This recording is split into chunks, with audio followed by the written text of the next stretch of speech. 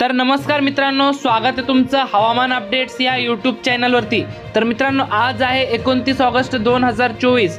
तर मित्रांनो, आज राज्यातील कोणत्या भागांमध्ये पाऊस होणार आहे, तसेच कोणत्या भागामध्ये पावसाचा जोर आपल्याला कमी झालेला पाहायला मिळतोय ते आपण या व्हिडिओमध्ये संपूर्ण आढावा घेणार आहोत। पुढील 3 दिवस राज्यामध्ये पावसाचा जोर कमी होणार आहे, परंतु नंतर पुन्हा एकदा पावसाचा जोर आपल्याला भयंकर मोठ्या प्रमाणात वाढताना पाहायला मिळतोय।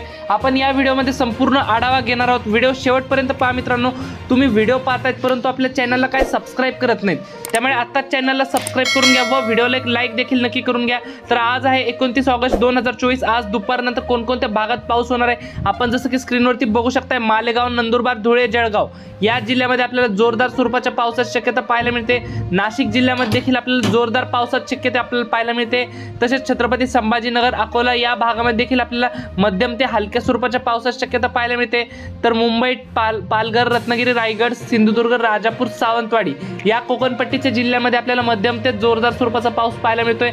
एकंदरीत जर मित्रांनो संपूर्ण राज्याचा विचार केला तर आजपासून मराठवाड्यामध्ये, विदर्भामध्ये आपल्याला पावसाचा जोर कमी होताना पाहायला मिळतोय।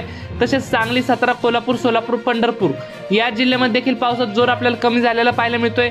परंतु मित्रांनो 10 ते 15 जिल्ह्यामध्ये या ठिकाणी पावसाचा जोर हा कायम राहताना आपल्याला पाहायला मिळतोय।